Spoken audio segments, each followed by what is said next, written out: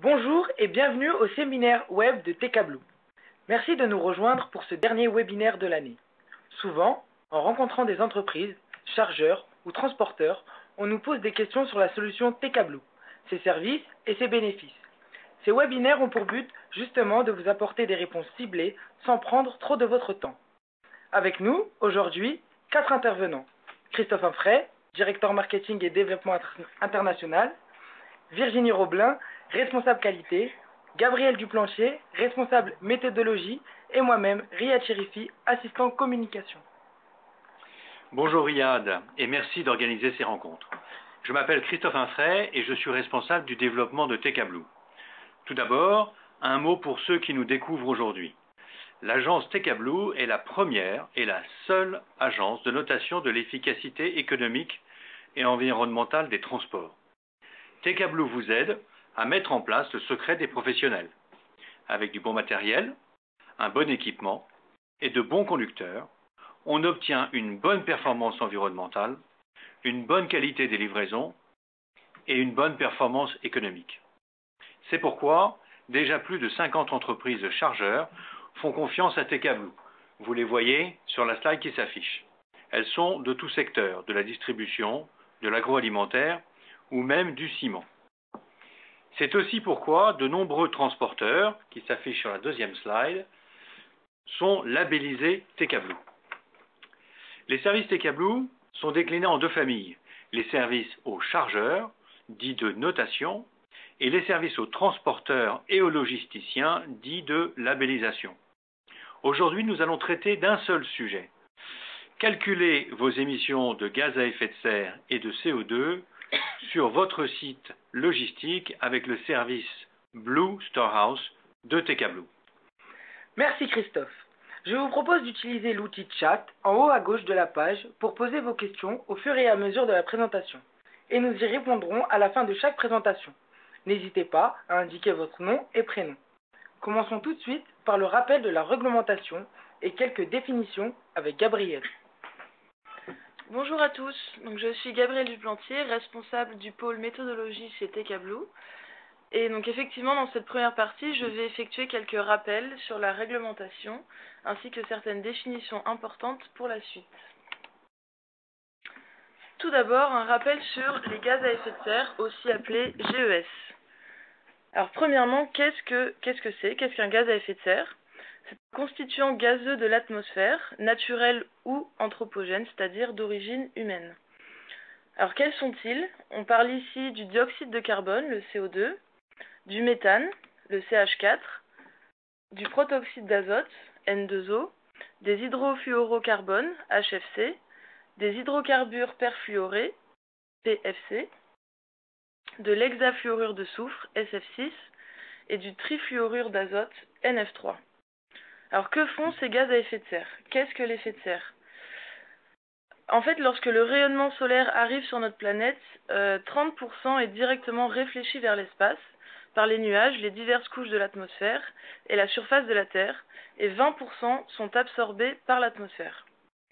Ainsi, seulement 50% des rayons solaires atteignent la surface de la Terre, puis sont finalement réémis vers l'espace sous forme de rayonnement infrarouge. Et justement, les gaz à effet de serre, qui avaient laissé passer la lumière sans encombre au départ, ont par contre la propriété d'absorber une partie de ces infrarouges. Ce faisant, ils en récupèrent l'énergie et chauffent. Tout comme la surface de la Terre, ils vont dissiper cette énergie en émettant eux aussi des infrarouges, dont une partie retourne vers le sol, le chauffant donc une deuxième fois. Donc la conséquence directe de l'effet de serre est donc une hausse de température de la surface de la Terre. Donc pour conclure sur ces GES, ils contribuent en fait au réchauffement climatique. Et les effets ne sont pas visibles à court terme, mais les effets à long terme sont connus et parfois irréversibles. Donc on parle de perte de rendement des cultures, de menaces pour la biodiversité ou encore d'augmentation du niveau des océans. Alors, ce petit rappel effectué, voyons à présent quel est l'intérêt de quantifier l'empreinte environnementale des sites de préparation et de stockage. Tout d'abord, cela permet une réduction du coût de la facture énergétique. Cela peut également constituer une source de motivation pour votre personnel. Également, les collectivités sont de plus en plus sensibles aux sites logistiques éco-responsables.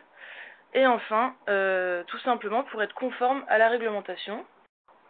Donc on parle de la réalisation du bilan d'émissions de gaz à effet de serre, donc réglementaire depuis le décret 2011, et de la réalisation de l'audit énergétique qui est devenu obligatoire pour les grandes entreprises depuis le décret 2014.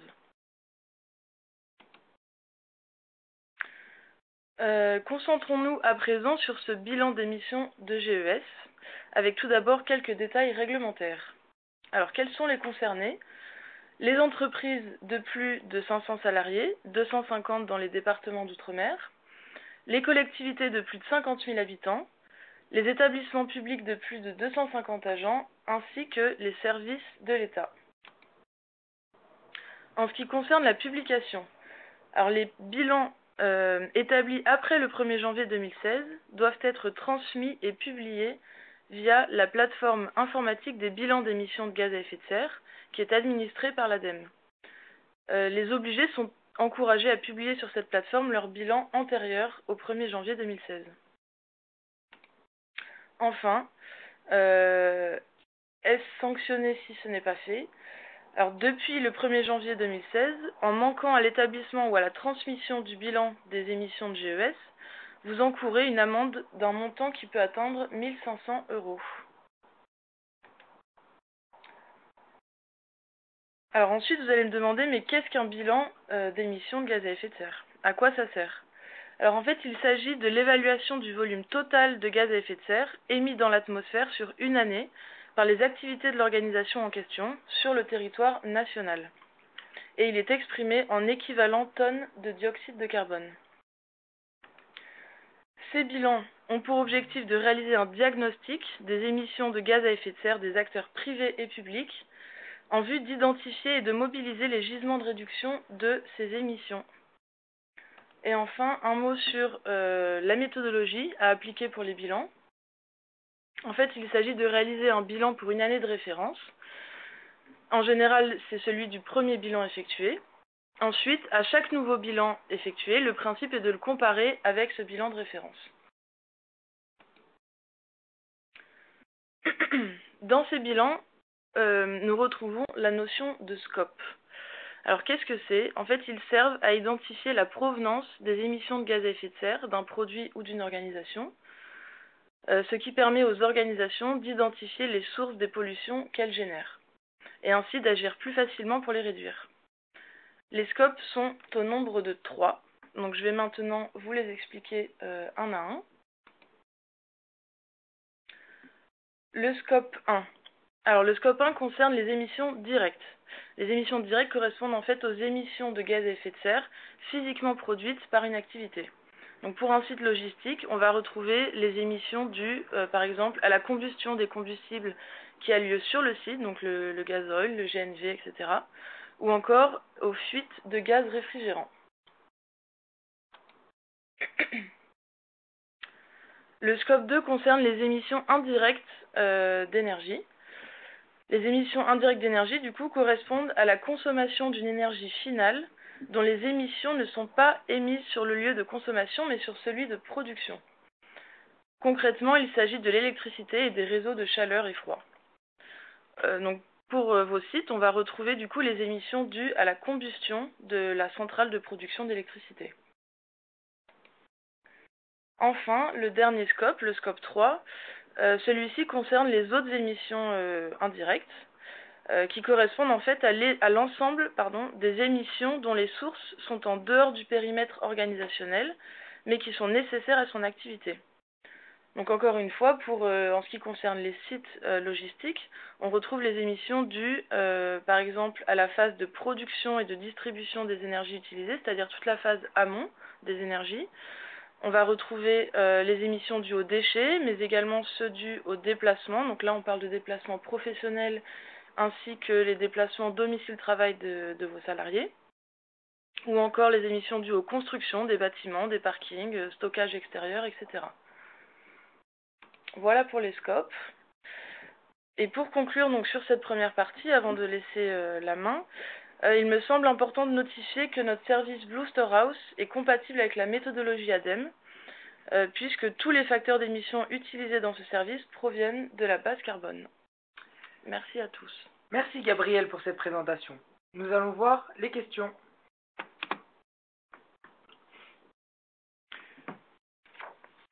Gabriel, une question qui nous est posée concerne les transports. La personne dit: je ne vois pas l'impact des transports entrants et sortants des livraisons de marchandises dans ce scope.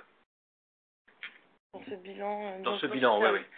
Alors effectivement, c'est une bonne question car vous avez tout à fait raison, ils doivent apparaître dans les bilans globaux d'émissions de gaz à effet de serre. Cependant, notre service Blue Star House n'en tient pas compte puisque nos autres services permettent déjà le calcul des émissions de GES des transports de marchandises, donc sur tous les modes, et de manière très précise et en plus de ça, conformément à la réglementation française. Donc notre solution a été auditée et certifiée par Bureau Veritas. Voilà, donc c'est pour ça qu'on ne le prenons pas en compte dans le service Blue Star House, mais si on tient compte de l'ensemble des services de TK Blue, on agit bien sur l'ensemble de la chaîne logistique. Donc TK Blue mesure les deux, dans Storehouse les entrepôts, dans les autres indices les transports de marchandises. Exactement. Merci Gabriel. Une autre question sur le chat? Oui, quelqu'un nous dit: je plante des arbres dans mon entrepôt, enfin autour de l'entrepôt, pas dans l'entrepôt, j'espère. Est-ce que ça a un impact dans le bilan? Alors, on ne le prend pas en compte dans le bilan. La seule manière où on pourrait effectivement le prendre en compte, ce serait si vous plantez des arbres pour derrière utiliser le bois des arbres pour en faire du bois d'œuvre. Des planches, tu veux dire? Voilà, des planches. Mais donc, nous avons fait le choix de ne pas le prendre en compte dans ce bilan. Il faut combien de temps pour qu'un arbre fasse des planches? Enfin, du bois pour faire des planches? 20-30 ans? Longtemps. Bon, d'accord. Donc, ça ne touche pas l'année en cours ni l'année à venir. Merci, Gabriel.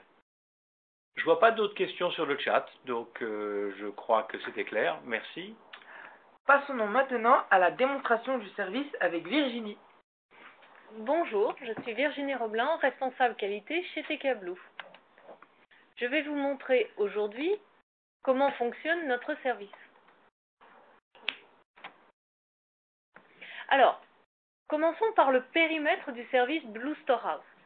Grâce à une question d'un de nos auditeurs, nous avons pu voir que le périmètre inclut tous les entrepôts et les zones logistiques frigorifiques ou non frigorifiques.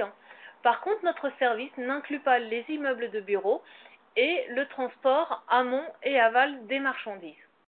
Pour le transport, encore une fois, nos outils TK Blue permettent de calculer les émissions de gaz à effet de serre. Il ne suffira plus qu'à les rajouter ensuite dans votre bilan gaz à effet de serre. Concernant le fonctionnement du service, eh bien, c'est assez simple. Il suffit de remplir un questionnaire en ligne, un questionnaire pour chaque bâtiment ou pour chaque site, et surtout un questionnaire par trimestre. Le questionnaire est en ligne, accessible depuis n'importe quel navigateur, et il comporte environ une soixantaine de questions, comprenant les déchets, les matériaux et services entrants, les déplacements professionnels et domicile-travail. Nous allons voir dans les prochaines minutes un peu plus de détails sur ces questions.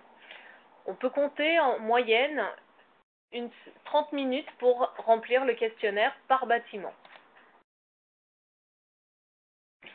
Alors, le processus pour calculer ces émissions de gaz à effet de serre des sites est un processus en 3 étapes. Tout d'abord, il va falloir collecter les informations. Il va falloir ensuite créer le site logistique sur la plateforme et finalement calculer les émissions de gaz à effet de serre.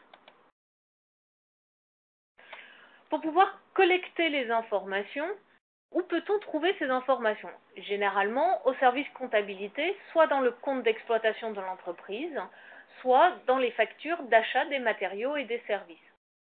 Mais quelles informations seront concernées? Eh bien, seulement les quantités et les montants qui sont facturés directement au site. Ainsi, si c'est le siège qui reçoit la facture d'électricité par exemple, et qu'ensuite le siège va allouer dans sa comptabilité les dépenses relatives à votre site, eh bien ces dépenses ne seront pas prises en compte. Par contre, si vous recevez directement la facture d'électricité et que c'est vous qui la réglez, eh bien dans ce cas-là, les montants seront à prendre en considération dans votre bilan de gaz à effet de serre. Une fois que vous avez collecté l'ensemble des informations, vous devez créer votre site logistique. Alors, c'est un processus facile, il suffit de lui donner un nom, d'indiquer la zone à laquelle appartient ce site logistique et son adresse. Alors, qu'est-ce qu'une zone? La zone va permettre de situer géographiquement le site logistique. C'est une donnée importante, notamment pour le calcul des émissions de gaz à effet de serre qui sont liées au trajet domicile-travail des employés du site. Cela va permettre d'utiliser des moyennes nationales selon la zone pour estimer les moyens de transport utilisés par vos employés.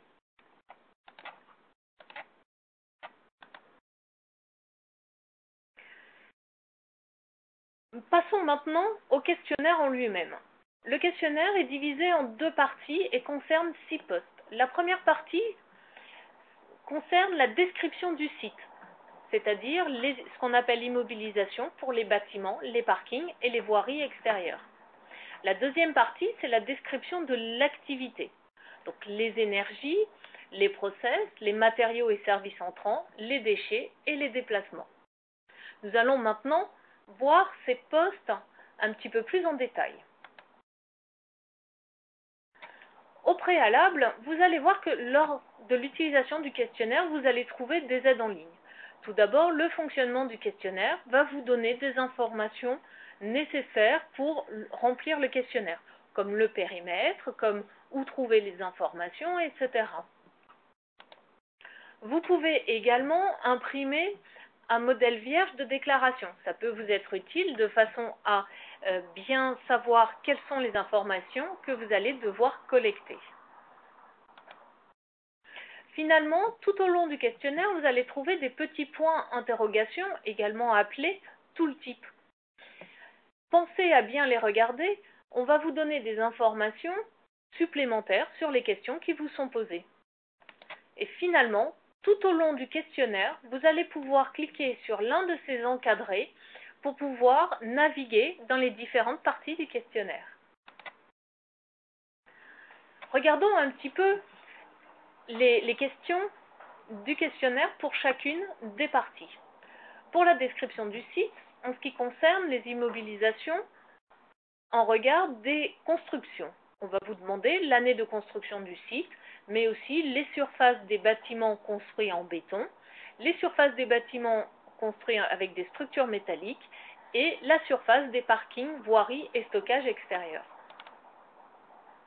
On va vous demander ensuite vos consommations d'énergie, que ce soit des énergies sources fixes ou des énergies sources mobiles.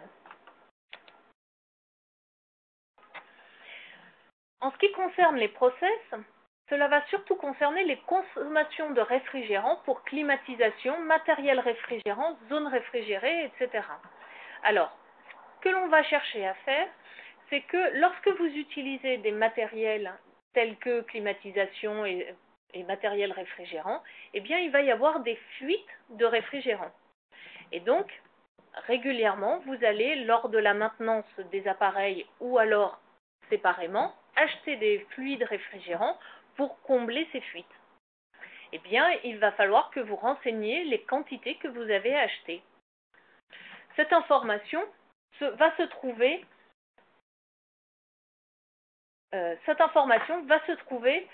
au niveau des factures d'achat ou alors de la facture de maintenance de votre prestataire. On va vous demander ensuite de saisir les quantités de matériaux utilisés pour le fonctionnement du site, donc les quantités de métal, bois, verre, plastique, carton et papier achetés. On va vous demander ensuite les montants des services achetés.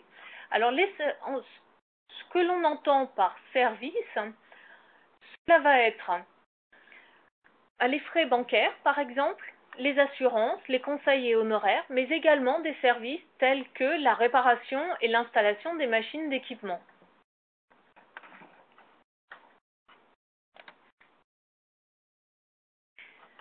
Ensuite, on va vous demander de saisir les quantités de déchets par catégorie, donc les déchets recyclés, compostés, incinérés ou mis en décharge. Finalement, on va vous demander des informations, des données globales, puis des données par moyen de transport, où vous allez pouvoir saisir, par exemple, la quantité de personnes travaillant sur le site, le nombre de jours travaillés par personne et la distance moyenne du trajet, avec la répartition d'utilisation des différents moyens de transport par votre personnel. Alors, vous allez voir, en saisissant le questionnaire, que certaines valeurs sont pré-remplies. Ces données pré-remplies vous permettent d'obtenir des moyennes nationales. Bien évidemment, si vous avez des données plus précises, vous pouvez les personnaliser.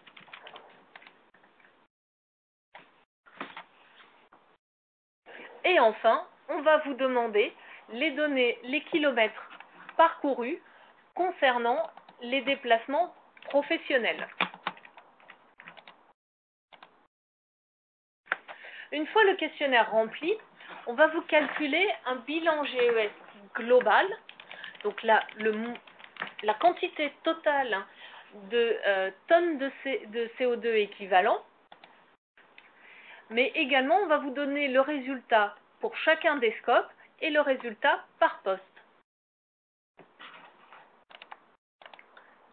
Vous pourrez également télécharger un fichier Excel qui va vous donner un bilan GES détaillé exportable. Je viens de vous présenter l'utilisation de notre service Blue Storehouse et comme vous pouvez le voir, c'est un service simple et facile d'accès. Merci à tous. Merci Virginie pour cette présentation. Nous allons voir les questions. Alors, on a le chat qui chauffe là.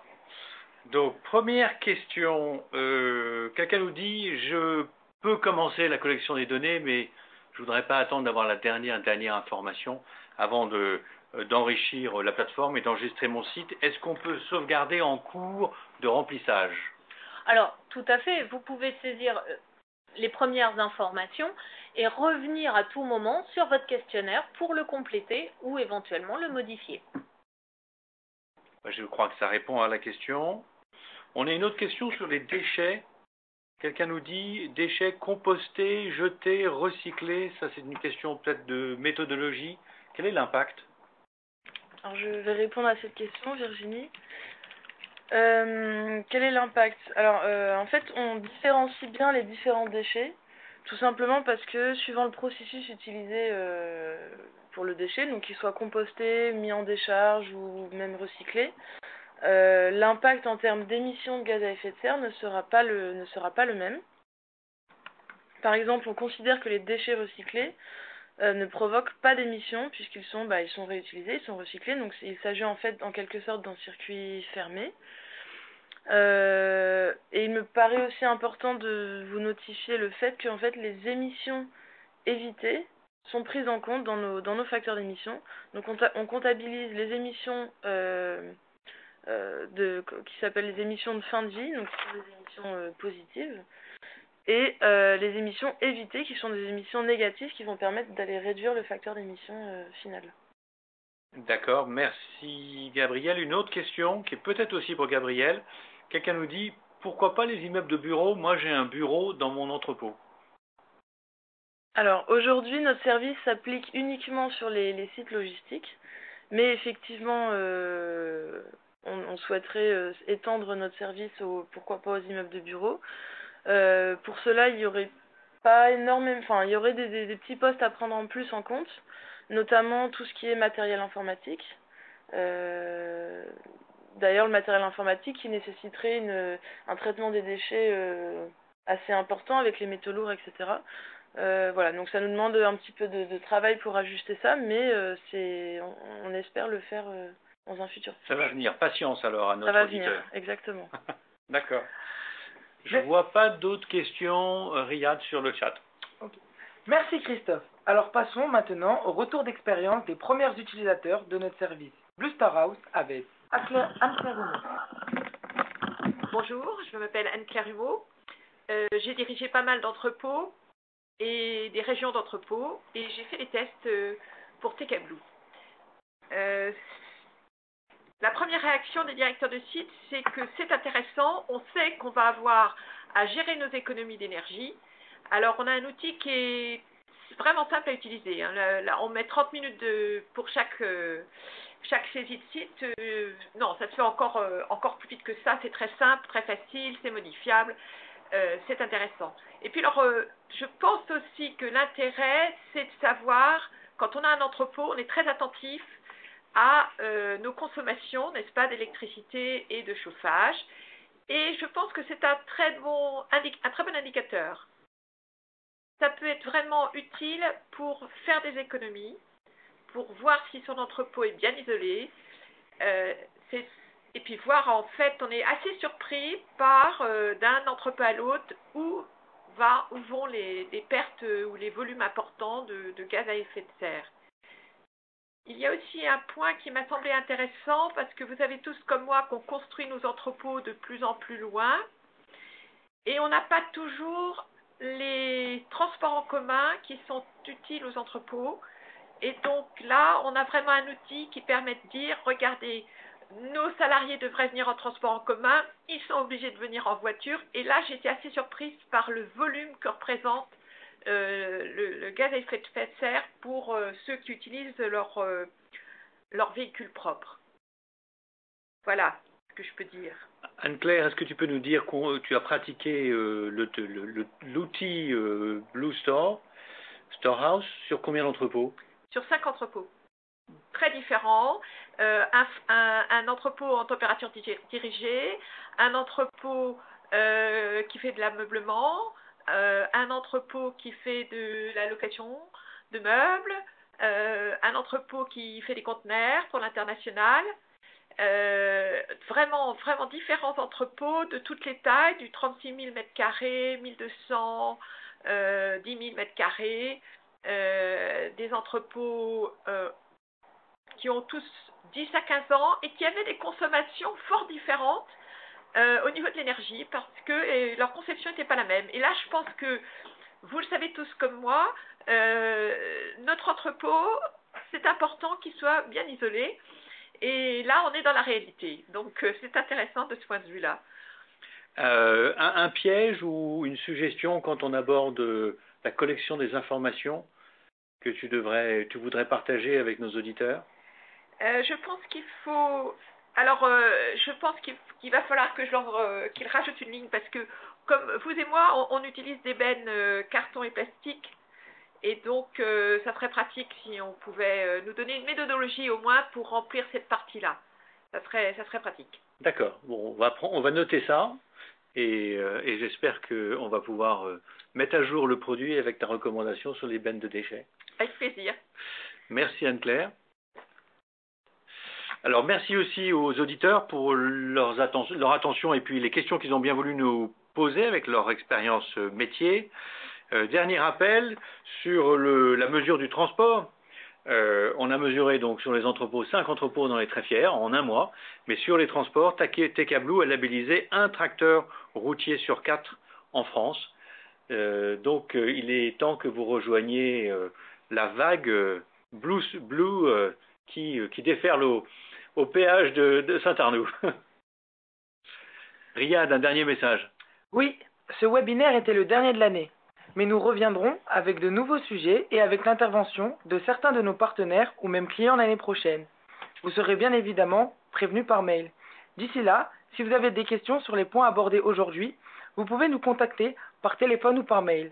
Merci à tous et on vous souhaite de très bonnes fêtes de fin d'année.